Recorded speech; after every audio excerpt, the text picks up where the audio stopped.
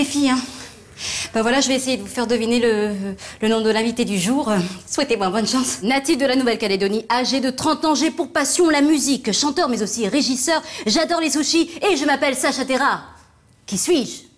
Peut-être que c'est... Sacha Terra!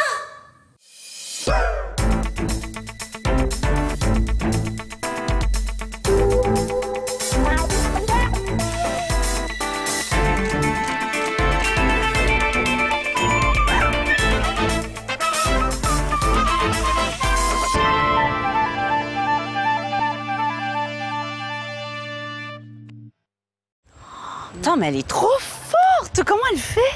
Ça, faudra lui demander quand même, c'est Maïté quoi. Et au fait, pour Sacha, je pourrais poser les questions? Ouais, ben on verra. Et pourquoi je peux pas poser les questions?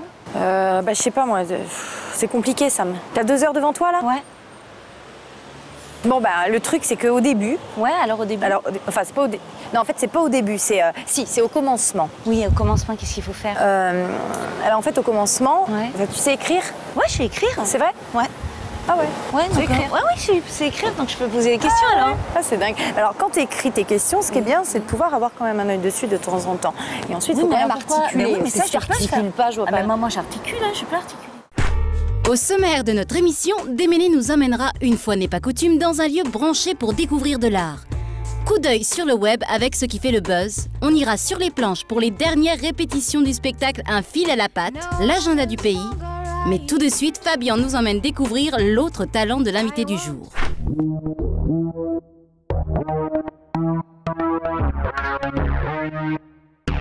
Salut Maxime, tu es ingénieur du son ici au studio L'Enceinte. Comment ça se passe le travail avec Sacha Terra? Qu'est-ce que tu lui apportes? Je lui apporte pas grand-chose parce que Sacha est un grand garçon, il se débrouille tout seul, il a quasiment la même formation que moi en tant qu'ingénieur du son, donc on a les mêmes connaissances techniques. Moi je viens après en complément en fait sur les traitements le traitement audio en fait, toute la post-production, le mixage et le reste qui suit. Il aime bien tout contrôler et c'est pour ça qu'il fait la musique électronique. C'est un one-man band, c'est un artiste qui compose tout. On essaie de voir, je lui propose plutôt des textures, des sons différents et puis essayer d'épurer certaines choses ou de rajouter d'autres sons ailleurs pour voir là qu'il ait une vision un peu extérieure.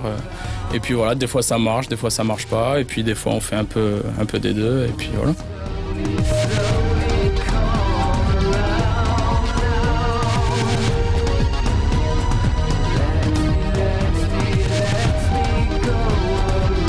Sacha est l'organisateur du festival Femfuck et il y a Sacha l'artiste.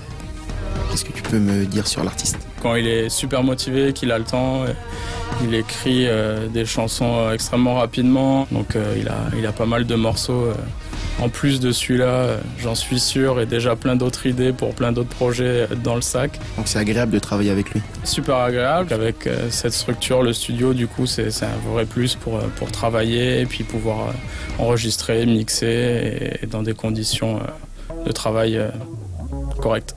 Merci beaucoup Maxime, bonne continuation à toi et Sacha. Merci, à bientôt. Bonjour Sacha. Je peux te poser les questions? Non, je préfère pas Sam parce que je les ai préparées donc. Mais si, c'est bon, je peux faire. En plus, c'est facile. Alors, bonjour Sacha. Ici, nous sommes un peu chez toi. Qu'est-ce que c'est cette machine? C'est un truc de ouf. Oh Sam, oui, Sam, va faire les cafés. Tu sais, les cafés, ça peut être sympa. D'accord.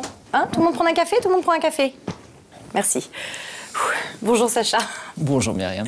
Alors comme on vient de le voir dans le reportage, nous sommes un peu ici chez toi, dans ce studio d'enregistrement. La musique, c'est une grande histoire d'amour pour toi. Est-ce que tu peux quand même nous raconter ce coup de foudre? Ça a commencé quand j'étais à Toulouse, pendant mes études de médecine. Je l'ai croisée et j'ai décidé de tout arrêter et de me consacrer pleinement à elle. D'arrêter complètement la médecine, d'arrêter les études que je faisais, et de me lancer là-dedans. D'en faire mon métier et ma vie. Est-ce qu'à travers la musique, aujourd'hui, tu aimes intégrer d'autres disciplines artistiques? J'aime bien la transdisciplinarité, c'est-à-dire travailler avec de la danse ou avec des comédiens. J'aime bien composer pour du théâtre, avoir des comédiens sur scène quand je fais de la musique ou des danseurs dans mes spectacles, ou composer pour des spectacles de danse. Donc tant qu'il y a de la musique et qu'on peut partager, échanger, ça me plaît.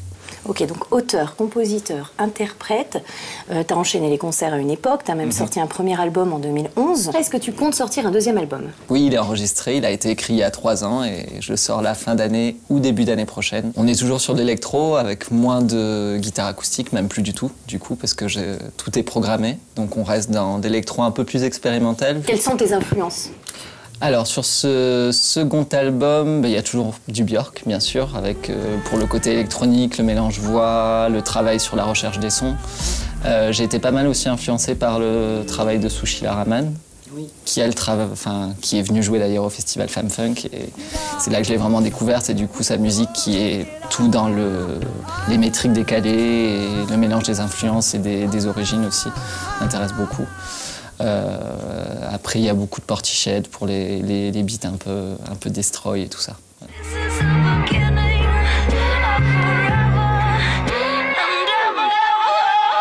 Et il va s'appeler comment cet album? Il s'appellera 13. Pourquoi?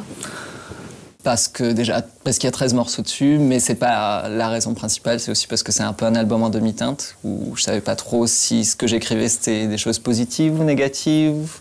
Un peu comme le chiffre 13, on sait jamais ce qui peut arriver avec. Donc. Sacha, je suis désolée, mais j'ai essayé de brancher mon appareil à épiler et ça a pété. Bon moi je vous propose tout de suite de retrouver Déméné pour la nouvelle exposition de Mathieu Venant. Bonsoir tout le monde, je vous propose qu'on aille à la rencontre d'un passionné, un artiste plasticien, Mathieu Venant, qui expose ici sur les baies. Vous allez voir comme moi que ça vaut le détour. Suivez-moi.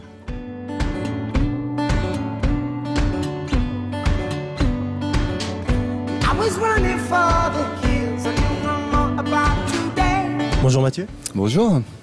Alors, pourquoi exposer ici sur les baies? Plein de lieux sont intéressants, évidemment, les musées, les galeries d'art, mais finalement, il est important aussi, pour démocratiser l'art, pour le montrer à un autre type de public, d'exposer dans d'autres types de lieux si ils sont adaptés à ça, c'est-à-dire si la visibilité est bonne, si l'éclairage est là. Parlons un peu plus de l'exposition en elle-même. Quel est le thème abordé ici? J'ai exploré la nature, je me suis approché de l'environnement, mais dans l'environnement graphique, végétal. J'ai découvert le rivage, les bords de côte. Le choc a été assez frontal et il en résulte ces tableaux-là.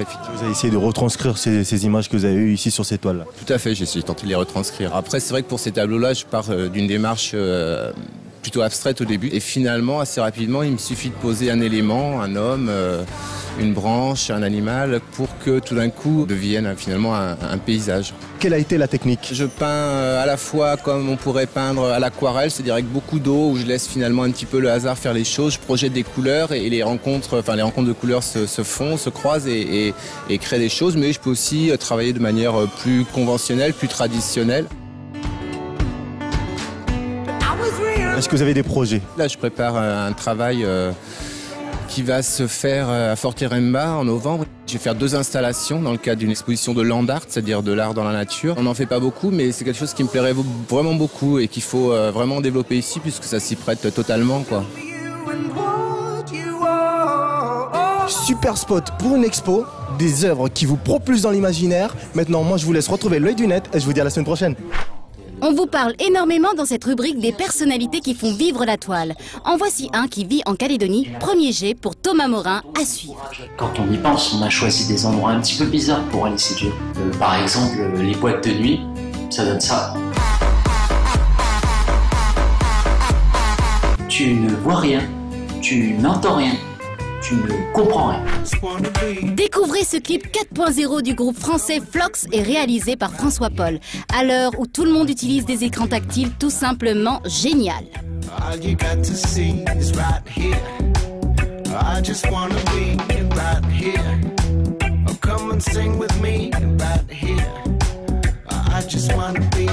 On a tous été fans de manga à un moment donné, mais on n'a pas tous pensé à en faire un court-métrage.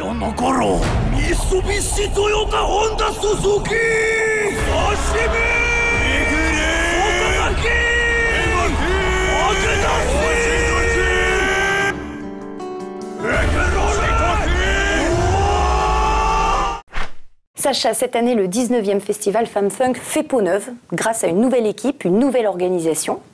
Et pour cause, puisque tu prends la direction cette année de l'événement, est-ce que tu peux nous dire ce que représente cette nouvelle casquette pour toi, sachant que tu travaillais depuis 2009 en tant que régisseur? Hormis du travail en plus, bien sûr. Non, c'est l'occasion pour moi de porter une vision qui a été initiée il y a 19 ans par Marie-France, c'est-à-dire mettre les femmes en avant, leur donner une réelle place sur scène, parce qu'elles étaient un peu mises de côté et c'était un peu pas évident d'avoir une femme leader dans un groupe, par exemple. Donc du coup, on garde cet état d'esprit, mais c'est maintenant l'occasion d'insuffler une énergie nouvelle, peut-être une vision un peu différente. Je sais que dans mes goûts musicaux, par exemple, moi je suis plus électronique, comme on le disait tout à l'heure, donc forcément, je pense que ça se ressentira au fur et à mesure des années. Mais non, on garde quand même les grandes lignes du festival et on apporte juste un peu de sensibilité masculine peut-être là-dedans, un regard neuf là-dessus. Cette année 2015, vous vous jetez dans l'arène du Sud. Donc pour cette nouvelle édition, comment vous allez du coup organiser cet espace? On va essayer là aussi d'apporter un nouveau regard sur l'arène, c'est-à-dire on ne va pas l'utiliser comme pour les autres concerts en n'utilisant que l'espace intérieur. On va s'installer à la fois dans l'arène et à l'extérieur, investir aussi l'extérieur pour créer un village festivalier gratuit pour l'occasion. Et il y a d'ailleurs un gros parc de jeux. On s'installe autour, on l'intègre dans notre village et, parce qu'on a toujours un petit aspect famille quand même, on ne l'oublie pas. Sacha, comme chaque année, il y a une très grosse programmation internationale, également locale. Qu'est-ce que tu peux nous en révéler? Donc du coup cette année on aura Anne Silla, que certains connaissent par l'émission The Voice, mais qui fait du jazz depuis de nombreuses années. On a Nathalie Adoko qui vient du Brésil avec sa guitare acoustique et une trompettiste. Nous avons Nawel qui mélange musique électronique, musique folk et musique du nord de l'Afrique, c'est vraiment superbe. Également Flavia Coelho, que les gens connaissent d'il y a 2 ans, qui revient dans une grosse formule encore plus énergique et encore plus enthousiaste. De la danse, avec la compagnie Tetra Danse de La Réunion. Et enfin Lisa Simone, la fille de la légendaire Nina Simone. When the pain comes in waves and I can't stop rocking back and forth, all is well. Incroyable. Bon, et en programmation locale? En local, on a toujours de nombreux artistes locaux. Bah oui. On retrouve Julia Paul dans sa nouvelle formation en trio avec David Leroy et Johan Casalas à la batterie. On aura Orenco, des artistes comme Yenou, Sadjo, qui vont se produire dans un espace particulier, et bien d'autres encore. Donc une grosse programmation, comme chaque année. Sacha, tu vas être content, j'ai tout trié tes guitares. Je les ai rangées par couleur, et puis celles qui n'avaient pas de cordes, ben, je les ai jetées parce que des guitares sans cordes, ça sert un peu à rien, quoi. T'as pas fait ça? Toutes. Mais si. Bon, ben, je te propose de tout de suite, tiens, fais le prochain. C'est vrai, je peux? Oui. Alors, tout de suite, un reportage au Théâtre de Lille pour la pièce Le fil à la patte. Couche là.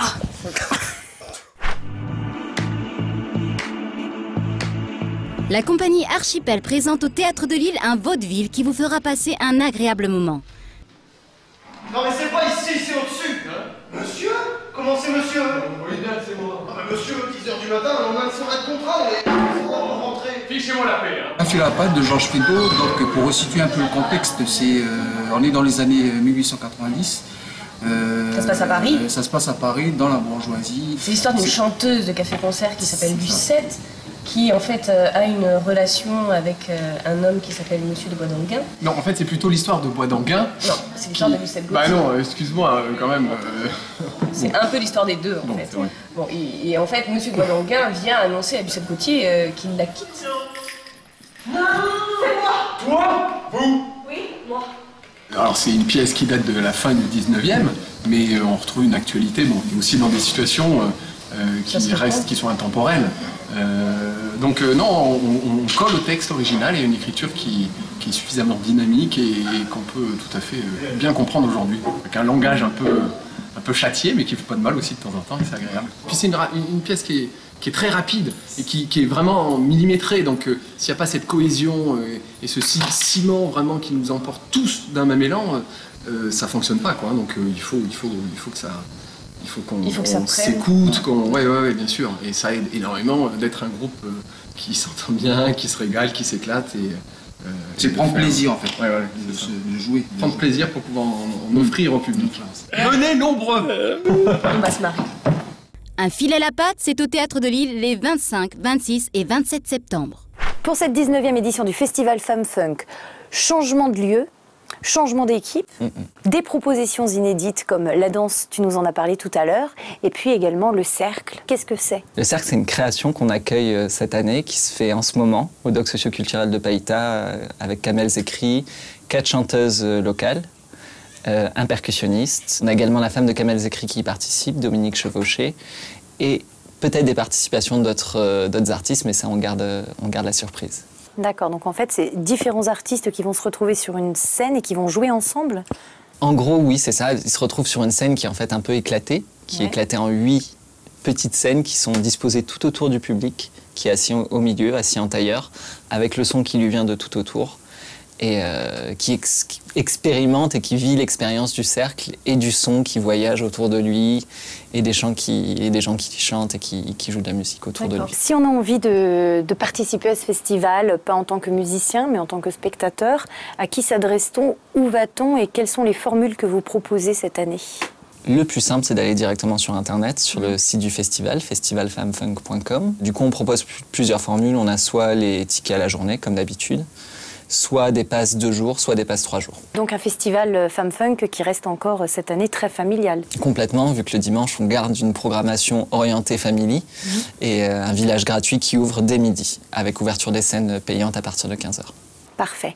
Eh bien, écoute, je te remercie beaucoup, Sacha, de nous avoir accueillis ici dans ton studio d'enregistrement. Et puis, il est tellement grand, ce studio, que je voudrais que tu me raccompagnes à la porte. Du coup, Sam, c'est comment Ah oui, j'ai failli l'oublier. Bon. Tu la prends? Bah, je vais être obligée de la récupérer. Tu peux pas la garder, toi?